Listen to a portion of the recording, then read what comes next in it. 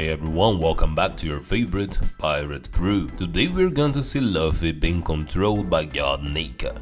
If you'd like to see more about One Piece in our channel, please leave your thumbs up and subscribe to join our pirate crew. To understand this fact of the Straw Hat becoming a god or being controlled by one, we need to go into parts for better understanding. So I divided the video into a few topics for you not to get lost, okay? Remembering that all these data, mentions, speeches are the result of an arduous research and data collection. So rest assured that here we work only with canon sources. Just remember that this video contains spoilers, so not to spoil your experience, or if you are not up to date with the work, I suggest you leave the video, okay? While trapped in Impel Down, Who's Who was told of Nika, the sun god, a beacon of hope who kept his spirit alive through daily torture. While Who's Who is not the most reliable source, there is a bit more to the sun god legend that meets the eye, including a possible connection to Luffy. According to Who's Who, in the past, Nika received prayers from enslaved people who believed that he would deliver them from their oppression someday. It is unclear whether or not he was actually real, or how far this myth goes. It may even be from the lost century. There is so little to go on. However, the reason Who's Who says this to Jinbei is that Jinbei is the former captain of the Sun Pirates, a crew composed entirely of fishermen, with most being former slaves of the Celestial Dragons. Fisher Tiger took it upon himself to free the subjugated people on Marijoa after falling victim to slavery. His actions saved countless innocents, including Boa Hancock, his sisters, and other fishermen who eventually joined him to start the Sun Pirates. To hide his former slaved status, all members of the Sun Pirates covered their Celestial Dragon hallmark with a sun mark, depicting the bond between them. As a hero who became a beacon of hope for enslaved people with the sun theme, Nika and Fish Tiger share this in common. There is also more evidence that this is not the first time we have heard of Nika. We already have his quote that the people of ancient Jaya are suffering from a plague. The Jaya elder proclaims that the most beautiful maiden must be sacrificed to her god to save her village. Kogara's daughter, Muse, is chosen, and although her mother is devastated, Muse sends calm about going to meet the sun god. This flashback takes place 400 years before the present of the series, which aligns with the Who's Who statement about people in the past praying to Nika. This is also not the only moment in the Skypiea arc that connects to Nika, as two moments also represent a possible connection between Luffy and the Sun God. One of the most memorable scenes in the Skypiea arc comes when the Straw Hats have a bonfire party with some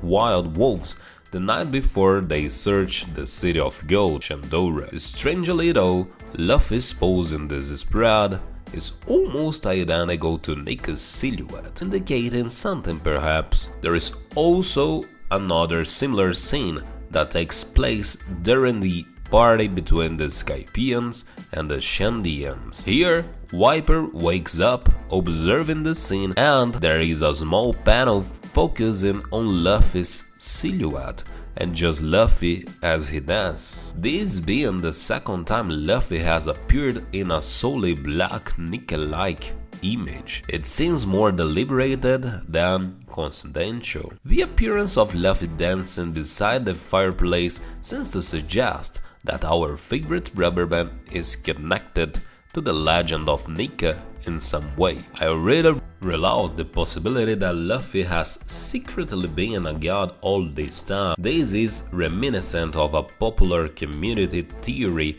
that Luffy is a reincarnation of Joy Boy. It is more likely that Luffy could be in a reincarnation of Nika along the same lines. Another point is that if Luffy has this satin and sunshine aura that would thematically place him against Blackbeard, since the fearsome pirate hides in darkness with his Akuma no Mi power, but that is a topic for another video. But it won't be the last we hear of Nika. And in the direction Wano is currently going, the story is probably building up to a big reveal before the end of the work. Remember that this historical figure was mentioned in the Onigashima raid.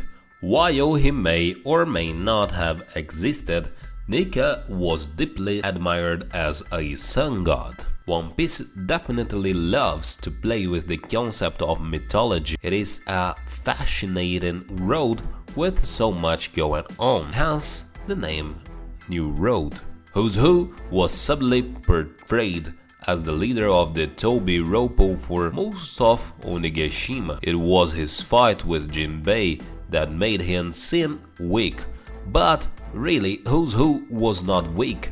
Jinbei was too strong. Who's Who was next in line to be the Jack of the Beast Pirates. Who's Who is a former CP9 member and fugitive, now serving the Beast Pirates. During his fight with Jinbei in the Onigashima raid, Who's Who briefly discusses the legend of the Sun God. 13 years ago, Who's Who failed to protect Gomu Gomu no Mi and was sent to prison. He sought refuge in Nika, the Sun God, who was considered a savior figure by the slave population. The guard who told him about this was eventually dismissed by the road government. Who's Who asked Jinbei if the fisherman had any association with Nika. Jinbei was very offended by the implications of slavery, so he decided to knock out the former CP9 agent. It is not known if Jinbei is actually aware of the Sun God, since his former pirate crew was made heavy use of the sun motive. It is the same Akuma no Mi that the road government wanted to erase from history. The mythical Zoan fruit was fully awakened by Luffy himself.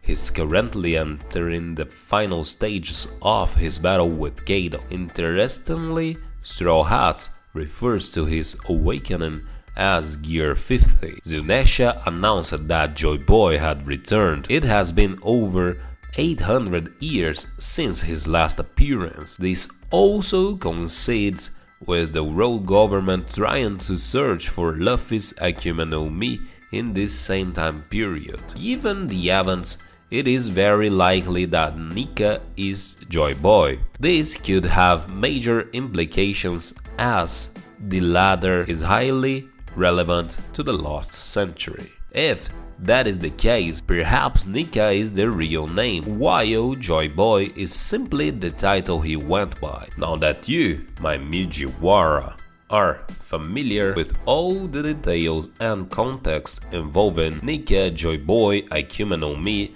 and our future Pirate King, so now let's delve into the matter head on. We need to take into account that it makes no sense until this video came out that Luffy is or can become Nika, since Luffy is a user of Akuma no Mi, in which it was revealed that her fruit was hidden by the road government and changed her name, since she's more dangerous and powerful than we thought. Another important point is that Luffy doesn't currently know the condition he is in or the way he unlocked it after the fight with Kaido. Luffy feels a gigantic desire to smile and exhale his happiness to everyone.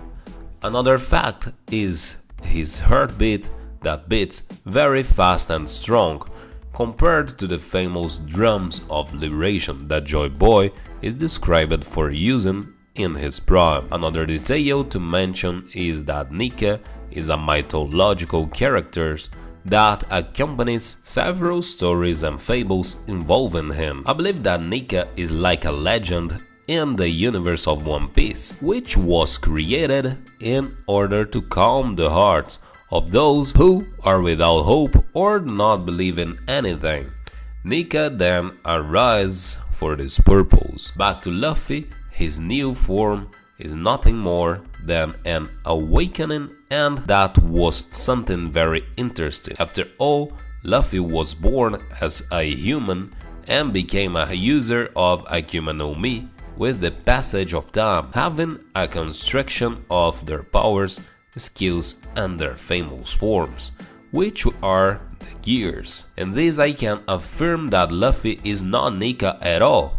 He's just evolving his skill level over time, and this is very good. After all, he doesn't have the protagonism that always saves him when there is a danger or an antagonist more powerful than him. That's it, my Mujiwara. I really hope you enjoyed this video, and if you have any suggestions for a video, don't forget to comment below, because I will be reading them all, as I always do. Also, don't forget to leave a like if you enjoyed the video, and be sure to subscribe and ring the bell so you don't miss out on any content from your pirate crew.